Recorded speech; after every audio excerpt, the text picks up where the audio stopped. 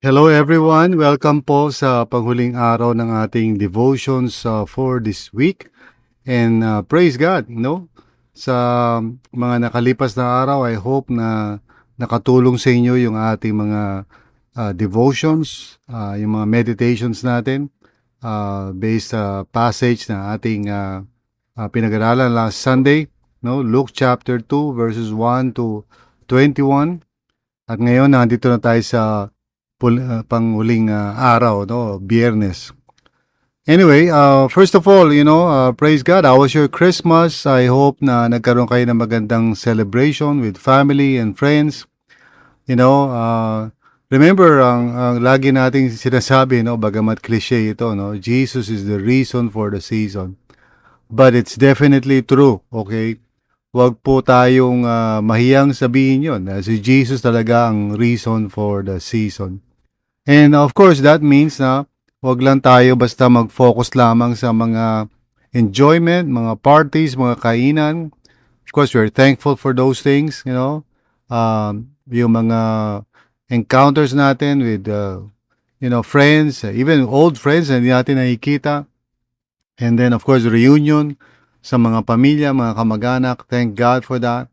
We'll always praise the Lord for such gifts, purihin ang Panginoon.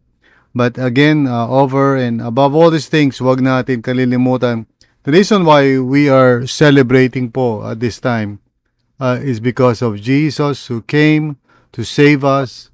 We're celebrating His birth kasi we are celebrating Him, celebrating Jesus Himself, our Lord. Yan po ang dahilan bakit tayo nagse-celebrate. At wag po natin hayaan na yung commercialismo ng Pasko ang parang mag-overcome sa atin to the point na nakalimutan na natin why we are really celebrating this time. In fact, each and every day, we must always remember the Lord Jesus. And thank God na merong Pasko for us to remember Him, most especially. Pero ang dapat po talaga ay araw-araw, wag natin kalilimutan. We must be devoted to the Lord Jesus, serving Him each and every day kahit hindi po Pasko. Amen? So, today, sa ating panghuling araw ng devotions, our topic is entitled, Weakness Turned into Worship. So, weakness turned into worship, and our scripture reference po is Luke chapter 2, verses 19 to 21. So, ating basahin po, But Mary treasured up all these things and pondered them in her heart. The shepherds returned, glorifying and praising God for all the things they had heard and seen, which were just as they had been told. On the 8th day, when it was time to circumcise the child, he was named Jesus, the name the angel had given him before he was conceived. Thanks be to God. Tayo po'y manalangin. Lord, maraming salamat po. You have, Lord God, given us your word an entire week, and here we are on the last day of the week. Panginoon, once more we pray, tulungan niyo po kami as we meditate on your word. Speak to us, O God. Gamitin mo po ako, Panginoon, I pray, that I may be able to share your word faithfully and truthfully, not in my own strength, but in the power of your Holy Spirit. And Lord, salamat po for encouraging us na truly, Lord, your power is at work among those who are humble and lowly. Thank you, Lord, for this encouragement. And right now, as we end this week in our daily devotions, once more, speak to us, O Lord. Remind us of the truth and allow us, O God, to really embrace your word in our lives. Thank you, Lord. It is in Jesus' name we pray this. Amen. Amen. So, thanks be to God po sa buong linggo na tayo po ay meditate sa Word of God dito sa Luke chapter 2 verses 1 to 21. And so we come to this last part, verses 19 to 21. Ating basahin ang explanation sa ating devotions. Mary quietly reflected on what God was doing, while the shepherds returned praising God for what they had seen and heard. Encountering Jesus transformed fear into worship and uncertainty into praise. Their weakness was not removed, but their perspective was changed. God's power did not eliminate their circumstances, it gave them confidence in His faithfulness. Hallelujah.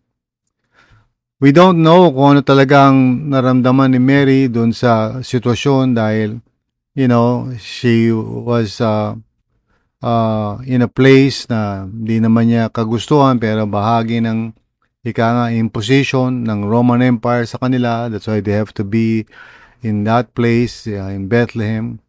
And then that's where she gave birth to her firstborn, si Jesus, our Savior and Lord. Now, how did she feel about all those things that were happening? Well, we are not told. Pero dito sa storya, apparently, as the shepherds are really, saying all these wonderful things that they heard from the angels, talagang Mary, sabing ganyan, treasured up all these things and pondered them in her heart. Maybe she's looking back and maybe, doon sa mga pangyayari, no?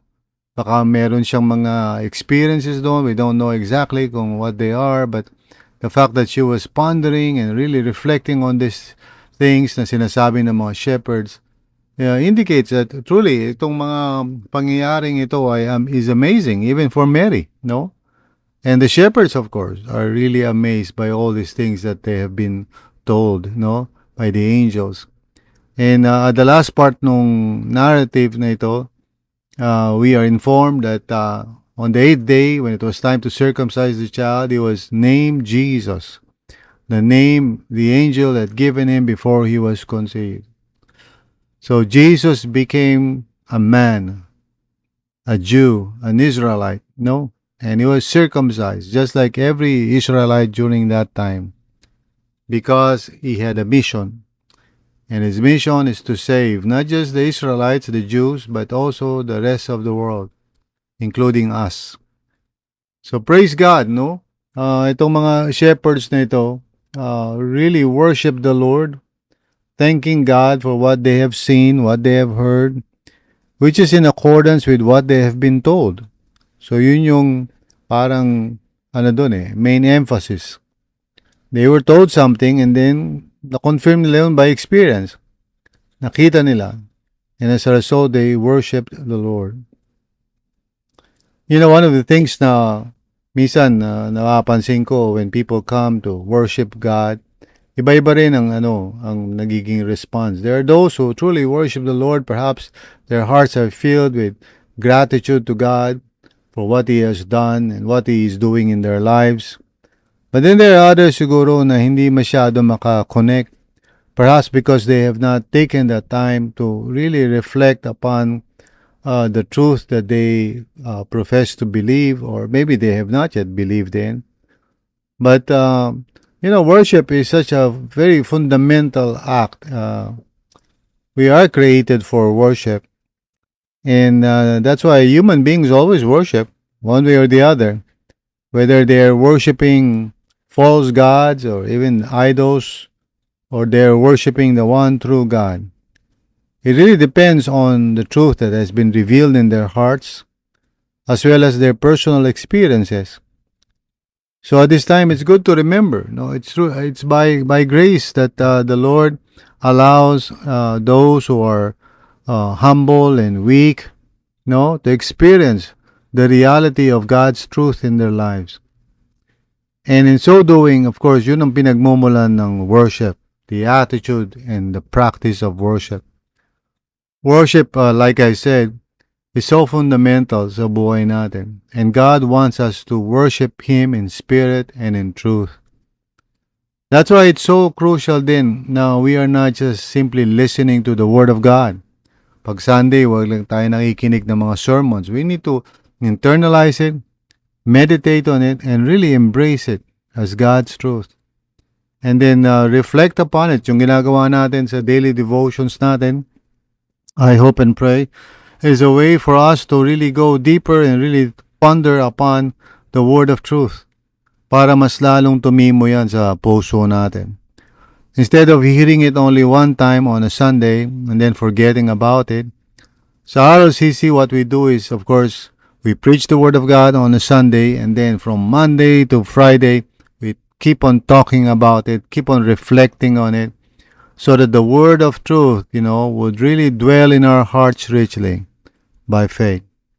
Yun ang kalooban ng Panginoon sa atin. Hindi lang tayo maging shallow believers, but really believers who are growing in the truth, who are understanding God's truth more and more, not just cognitively, but by personal experience. And so kailangan ng time for reflection, kailangan ng time for pondering the Word of God, just like Mary did. No? And the result talaga niyan is worship and praise unto the Lord, because the more that the truth would really have its foundation sa buhay natin, the more that we are truly motivated to worship God for who He is. And I hope and pray na yan ang maging resulta sa buhay natin ng pakikinig natin ng Word of God with humility. Na hindi lang tayo nakikinig para lang ma-inform, but rather we are listening to the Word of God to be transformed. So, yung mga shepherds is an example for us. They worship Jesus. They proclaim His name. They went everywhere telling people about Jesus the Savior. And Mary herself, pondering upon all this, reflecting on what it all meant, so the same thing na sinasabi sa atin ng Panginoon at this time. Huwag lang tayo maging mababaw sa pakikinig natin ng salita ng Panginoon. Lalo pa natin pag nilay-nilayan ito, lalo pa natin pag-isipan ng mabuti. Allow God's truth to sink deeply into our hearts and our minds.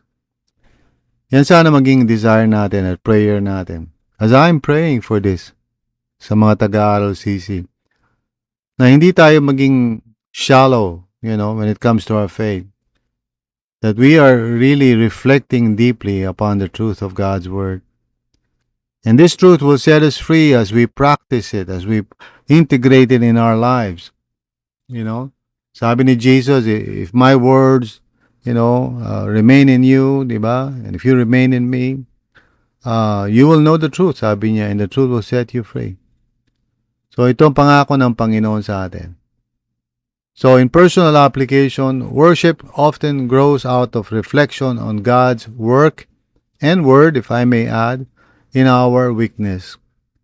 Take time to remember what God has done. Let gratitude shape your response, even when life remains difficult, or even in our weakness. God's truth remains. Let's hold on to the Word of God every day, and let worship rise up from our hearts as the truth of God's Word delivers us and cleanses us. Hallelujah. So here's the suggested prayer for today.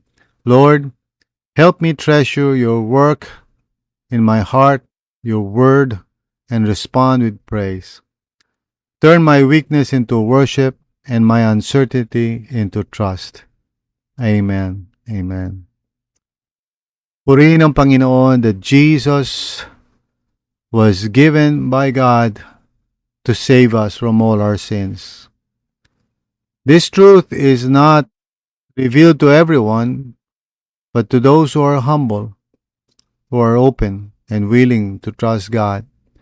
The truth that the Savior has come, the truth that Jesus is the Savior, that He is Lord of all. Alam niyo, today, maraming mga tao, especially in Israel, who still do not believe in Jesus.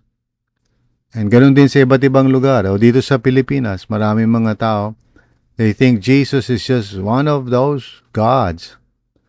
But for us, we know the truth. We know that Jesus Christ is Lord of all.